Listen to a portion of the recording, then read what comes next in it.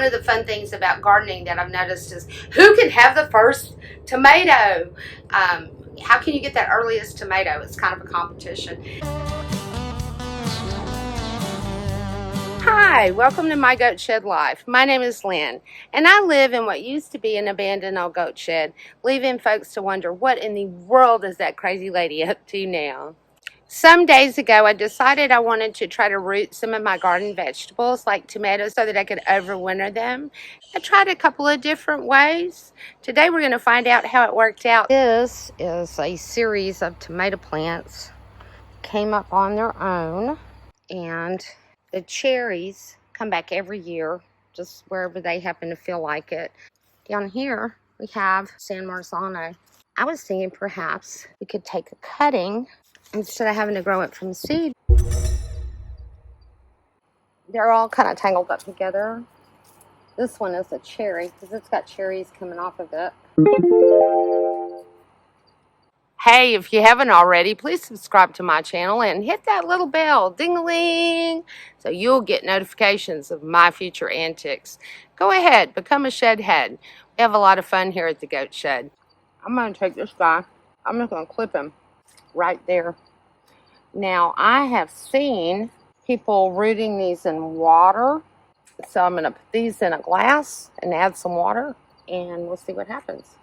The other thing that I wanted to do was to try to root some tomatoes in dirt. Natural and organic seed starting mix. I don't know. Some people just use some sand. I don't want it to be real deep. Just have this translucent box. And I have this other cutting of this tomato that I did. I'm going to take him, cut him off right there.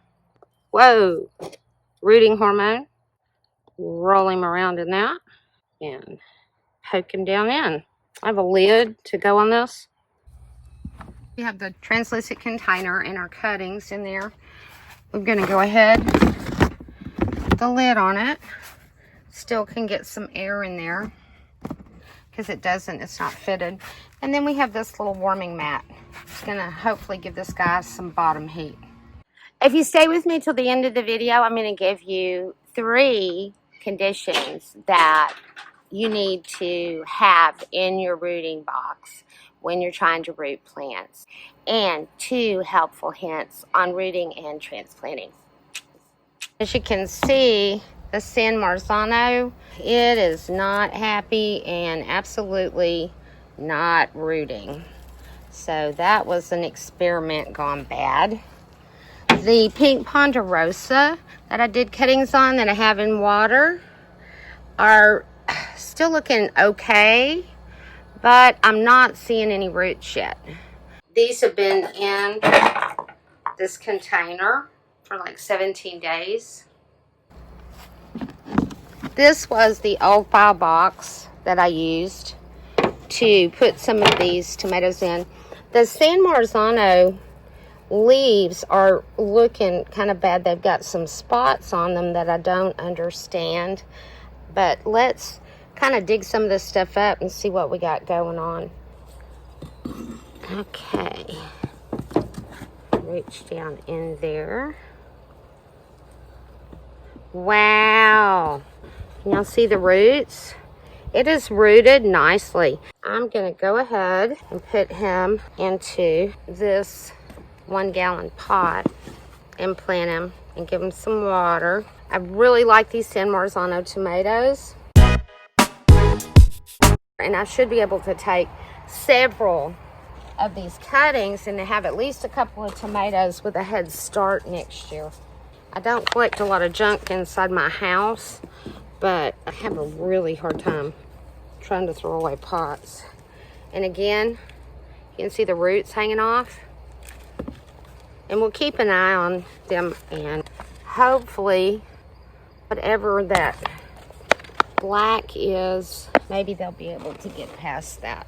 I know I have on the same clothes that I had on when I set the rooting box up, but I assure you I've not been wearing these clothes for 17 days.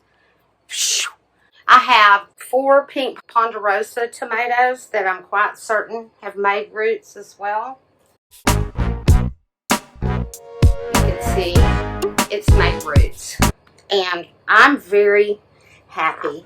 The tomatoes probably could have come out sooner than 17 days because they seem to have created for themselves a pretty decent little root system. See?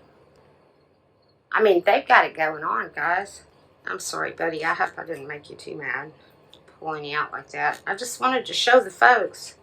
Can you root tomatoes in dirt? Absolutely you can. This will give me a head start on a tomato crop. There are a bunch of things you could probably use as a rooting box. Here are the 3 tips. Number 1 is low light. And if you think about it, the roots are in the dark anyway. And we're not trying to promote leaf growth. We're trying to keep the leaves alive, but at the same time, we're trying to promote root growth. Number 2 is you want warmth. Bottom heat would be best. I had a little heating mat. And the 3rd is your degree of moisture. You do not want the inside of your box soppy. I did not poke holes in the bottom of my box. You just want to keep the inside of it moist.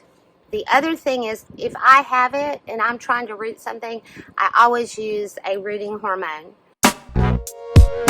It's considered organic. I don't think I've ever not used a rooting hormone when attempting to do cuttings. And really and truly, today would not have been the optimal day to transplant these plants out. It's best to do your transplanting on a cloudy day where you don't have bright sunshine. Of course, me, I don't follow any of the rules anyway. I have been keeping this rooting box in the old greenhouse that you see back there. I'm going to put a video up if you want to see us putting that greenhouse up. It ripped, and we do have a new one, and there's another video about that if you want to watch that as well. In lieu of growing these from seed, I thought maybe I could get a jump start by making cuttings, also known as clones. These are an exact clone of the mother plant, actually. Da-da-da! Mission accomplished. I did root some tomatoes. Y'all saw it here first.